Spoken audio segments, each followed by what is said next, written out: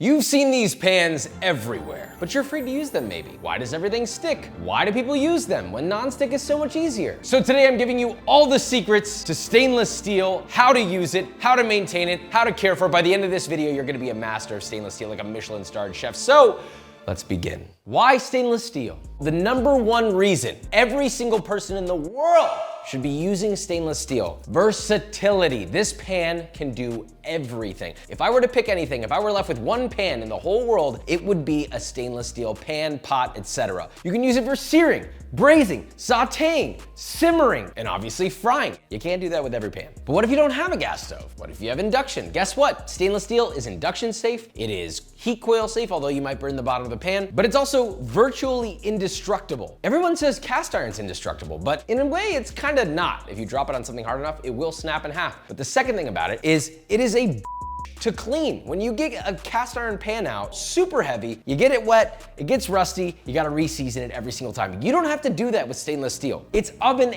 and dishwasher safe. And the best thing is it distributes heat quickly, efficiently, and evenly over the pan. Everyone likes to say, oh wow, cast iron is the best of all time for heat retention. Yeah, sure, maybe, but oftentimes they heat really unevenly and they take a long time to preheat. This, to me, is perfectly balanced in that way. Another reason, it creates flavor, like fawns. It gets great sears on any piece of meat. It's great for fish. It's great for vegetables. You can also cook gently in it. And most chefs would agree with that too. You'll notice most professional kitchens use stainless steel. But what about safety? I feel like these days everyone has a big problem with nonstick all of a sudden. Everyone's like, it's toxic. The flakes are getting into your food and you're eating them. Honestly, probably true. I probably have a lot in my body. Guess what? Stainless steel doesn't have that problem. It is perhaps the safest cooking surface I can think of. But what about cast iron, right? I already complained about that.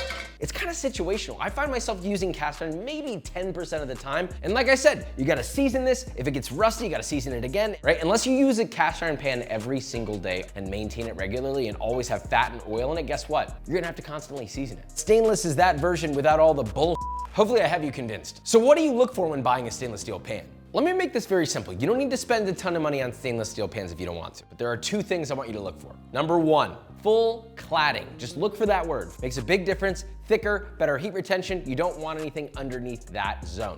The second thing, you know the word ply? You see this like 2 ply, 3 ply. 3 and 5 is where you wanna be, but the more ply, the better. We're gonna be doing something special here. Heating the pan and the golden rule. This is the best way to tell if your pan is hot enough. First, set it to around medium heat and just let it dry preheat for about 1 to 2 minutes. If your pan is hot enough, for searing specifically, you take a little bit of water, it should beat up and dance around the pan. It should not boil or evaporate immediately. That is the lead and frost effect. And the cool thing about the lead and frost effect is your pan won't get wet, so you can just dump this out and your pan's dry. Sauteing and cooking something over low heat is pretty straightforward, but searing is where things get messed up, so I'm gonna show you how. Once your pan is hot enough, which this pan is, you're gonna add a high heat oil. What's a high heat oil? Avocado oil, canola oil, basically oils that have a high smoke point. So look for that. Google whatever oils you have. Don't use extra virgin olive oil. That will literally turn into a smoke bomb. So I have canola, and you oil up your pan. Here's one thing to notice. This pan's maybe a little too hot because it's smoking a little. It's not necessarily the end of the world. It's okay if it smokes a little bit, but if it's smoking like a plume of smoke, your pan is way too hot. Once the oil is in the pan, I wanna talk about heat control. This is where everybody makes big mistakes, all right? This is where people burn stuff, this is where people smoke out their houses, and this is also where people get that sort of brown ring around the pan, which is fine, but it's just annoying to clean. We'll get to that in a second.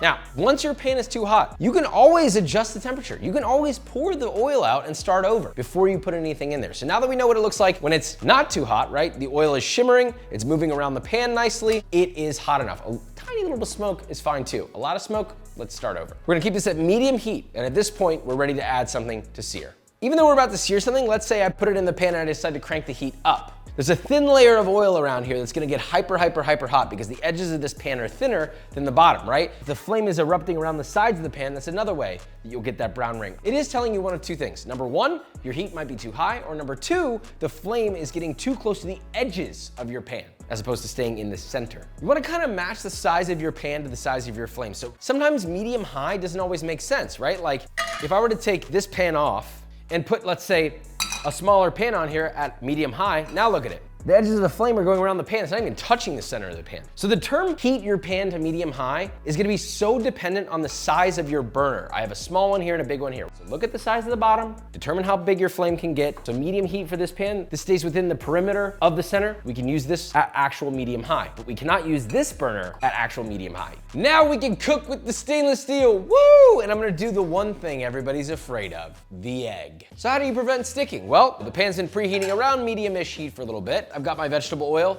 You will have to use more oil or more fat when you're using stainless steel. That is the simple reality. But guess what? Most of it won't end up on the food. You drain it on a paper towel. Really, it's not too much more. I'm gonna add in some oil, pretty fair amount, because the way I like to fry my egg is I like to baste it in the oil to help cook the white. So I'm gonna add probably about 2 tablespoons. Most of that won't end up on the food anyway. And I got myself a little landing spot for my egg here. Okay, so pan is plenty hot. Swirl the oil around, all right? Nice egg, crack on a flat surface and crack it right into the center. Do not touch it. Oh my God, it's popping, I'm so scared. It's sticking, Josh, look. The point of sticking, if you touch it too early, you don't give it enough time to develop a Maillard or a crust. I did turn the heat down a little bit, by the way, when that went in. Once it has seared properly enough, it will naturally release from the pan. You can already see the edge of this egg already lifting up off the pan. You can see browning around the edge. That's a good indicator this is probably almost ready to touch. Now, that said, the fact that it is a little stuck helps me do this. If I tilt the pan, this is purely my own personal taste. I like to baste it in the oil to cook the white. You could use less oil and put a lid on. That's cooked to my liking. Look at that, nice browning around the edge. It's not burned. I'm turning the heat to low so it doesn't burn. And if you're really worried about sticking, you can always get a thin spatula to scrape underneath, but look at this. I don't even need to scrape it under the whole thing. It was already loosened. Just to prove the egg came off clean, look at the underside of the egg. See that? No sticking, no ripping. Now if you look at the pan, there's a tiny little bit of a fond from the egg right here. You can see it, we'll get into that later, but it did not stick to the pan at all. The yolk is perfectly intact. That's all you really need to know about sticking. If it's sticking, let it sit in the pan longer. Either you started too cold or it's not done searing. I still have a little bit of oil in here, an oil patina, maybe about a teaspoon or so of oil. I'm on low heat now. What about low heat cooking like a scrambled egg? I don't know, I've never scrambled an egg in a stainless steel pan, so we're gonna learn together. This is the difference between low heat and high heat cooking. This either works or it doesn't. If it doesn't work, we're probably gonna cut it. I'm gonna do a soft scramble. Toss my soft scramble out on here.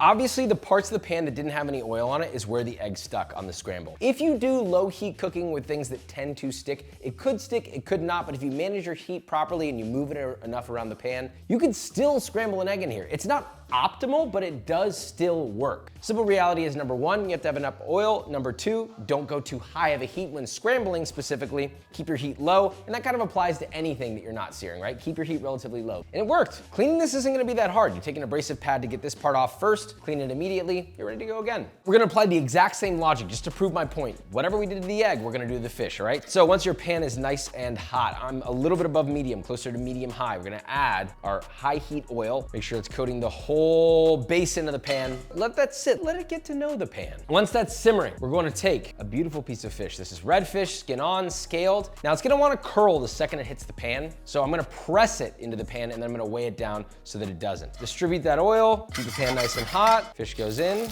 okay?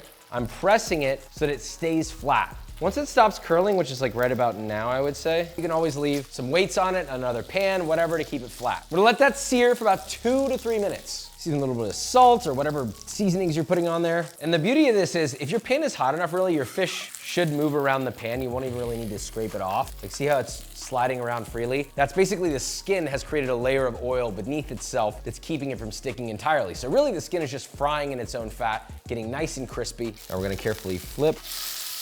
Let that sear again for another minute, 2 minutes. You can see the skin is nice and crisp and dried out. You got a little bit of Maillard on the flesh. It's not even sticking to it, even flesh side down. But I can feel the fish, it's nice and firm. Now this fish is pretty thin, so I'm gonna go ahead and pull it off. See, we got a little bit of color on the underside, not too much. This fish is so thin that if I were to try to get more color on that flesh, you'd end up overcooking the fish. So you kind of got to pick your battles here. Fish is done, cooked beautifully, just at about a medium temperature. We're ready to fry another piece of fish. You want to do another fish, you drop it in. I've been sitting around medium, slightly above medium for this whole temperature, right? If the pan looks like it's starting to get too hot, just drop the temperature a little bit. You can fluctuate it however you need. That is the key to using stainless. So now we know how to make things not stick to the pan, but there is something that does normally stick to the pan, especially when you're cooking meat. So next we're gonna talk about fond and deglazing. So this is essentially a one pan dish, chicken piccata. I've got a larger pan here. It's heated over around medium heat. Olive oil, like 2.5, 3 tablespoons, just enough to coat the bottom of the pan, right? And once that's hot, you're gonna add lightly tossed in flour chicken breast that's been pounded. Sear for like 2 minutes. All right, now we're gonna flip these, very light color on them. I'm gonna take these out, remove some of that excess oil. And what will be left behind is little brown bits from the flour, stuck bits from the meat that are on the pan. That is your fond. There's tons of flavor in that. You don't wanna throw it away. You can now use it to then make a sauce. Turn the heat off because the pan's pretty hot. I've got just enough oil in there. I might add just a tiny little bit, like a teaspoon of oil. I'm gonna add in some thinly sliced garlic. Okay, I'm gonna let that cook just till fragrant. Turning the pan back on around low. Now, once that's fragrant, we're then going to add a couple tablespoons of lemon juice and white wine.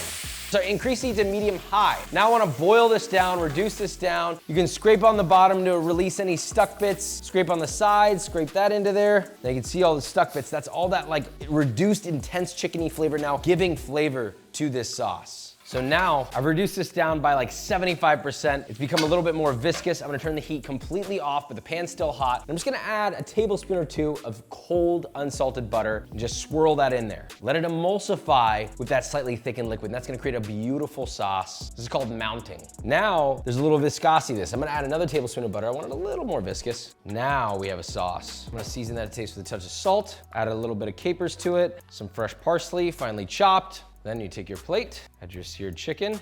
You have a very basic chicken piccata one pan done. Now at this stage, you could call this done if you wanted some veg, like you had some broccolini, for example, or something small that will cook quickly, like really thinly sliced mushrooms. You could easily just heat this pan back up. You don't even have to clean it yet, right? I've got tons of stuff in here. There's still flavor in this pan, right? I'm even developing a fond right now of the leftover sauce, which is now a condensed version of itself. I could add just a tiny bit more oil and add in a little bit of broccolini, a touch of salt, and just toss that and cook that in this pan for like 30 to 45 seconds if you want it really al dente, or 5 minutes if you want it softer. So it's been like maybe 30 seconds. The vegetables are mostly raw, but they're hot. They've got that crunch. They still have that fresh vegetable flavor. I could add a little lemon juice or a little water. You could even take the pan, run it under some water, just a little splash, and you'll see that that water picks up all the stuff in the bottom, which is now glazing these vegetables. You could take that, serve it right alongside piccata. We essentially have a finished dish. Chicken's still hot, sauce is still good, it's ready to roll, all done in like 10, 15 minutes. Now, we just put everything together that we learned in one dish. Searing, sauteing, developing a fond, and then removing the fond through deglazing, making a sauce with that, putting it on top of our thing, and we have a final dish all with one pan. But now my pan looks like this. What the f do I do? It's ruined. We're gonna talk about cleaning, starting with everyday usage cleaning. Now, this doesn't really have anything majorly burnt on. If anything, we kind of low-key created another fond here, which is good. You really only need warm water, dish soap, and a sponge. So my pan's not like ripping hot, it's warm, so it'll release a little easier, right? We're almost preparing this to deglaze it, right? You're basically deglazing in here. The first thing I always do before I even add soap is I quite literally just put it in here, in my sink, and I'm gonna add just a touch of water, just a little, right? You can see immediately the water's already taking this off with my finger, right? I've got the abrasive side of my sponge, just give it a little scrub. You scrub the whole thing while it's still hot, and you'll notice that even just by doing that, if I rinse this bad boy out, I haven't even used soap yet. This is 90% of the way clean. This is where the soap comes in. You're gonna take any run-of-the-mill dish soap, squeeze it, get it sudsy. The rest of the job is literally just scrubbing it with soap on both sides to remove oil. Make sure you get the handle, get in between the handle, get the underside. There's some stuck bits on the underside. Look, came right off, no problem. Warm soapy water, that's it. That is a clean pan. Now, what about if you burn something in the pan? What if you need some deeper cleaning?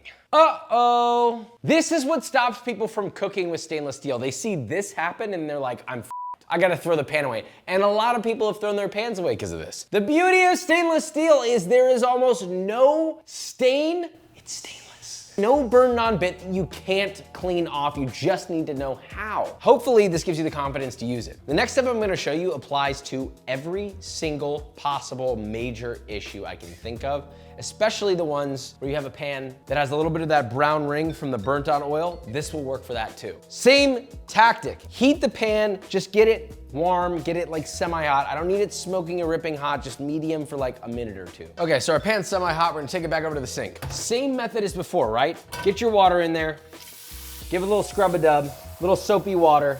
Now that got most of it off, but there's still like little blackened bits that are stuck on there. What do?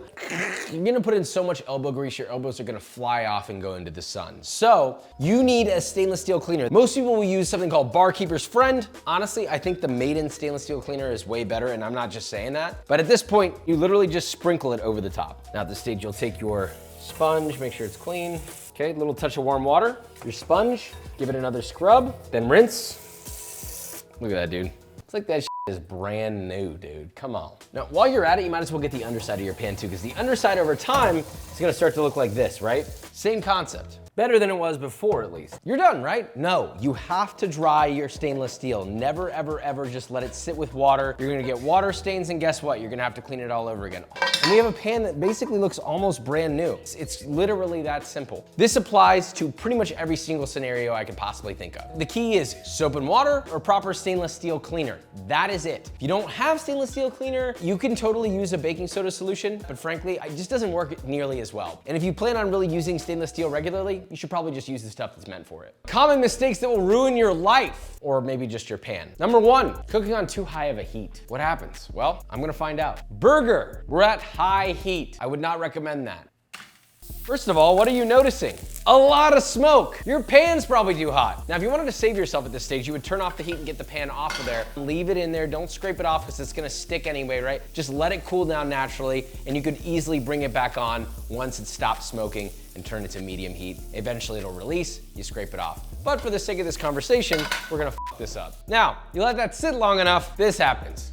Now your burger might be okay, right? Got a little color on it, sure. But your pan, on the other hand, is not. Now, if this was a steak or whatever, and you wanted to deglaze your pan, this fond, no more. This is just char. So if you deglaze this, it'd be bitter, it'd be blackened, it'd be gross, just wouldn't be good. So now it's basically ruined. That's a mistake you should avoid. You got a hot pan, you're like, oh boy, I'm ready to wash it. I'm just gonna go ahead and take it straight to the water. You probably just ruined that pan. Now, I'm not saying you can't take a hot pan and put it under water. I'm just saying if it's really hot and the water's really cold, you shock the pan and what happens? You can't really tell, but this pan has a slight warp in it because we did that a lot. The warping has created a bowl in it. See that? It doesn't sit flat on this anymore. Now, this is a still usable pan and that's fine.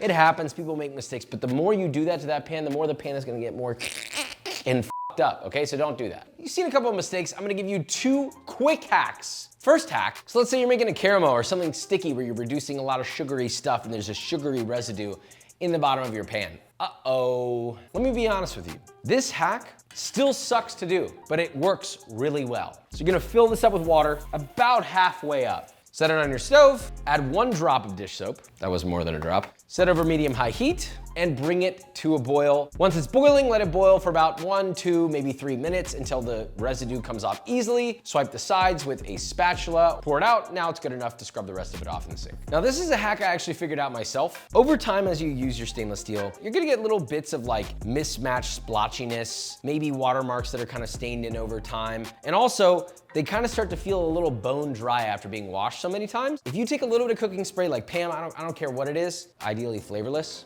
give it a light spray, and then wiping all of that out as much as possible with a paper towel will not only take away that sticky dryness, but it also gives it borderline a brand new factory shine again.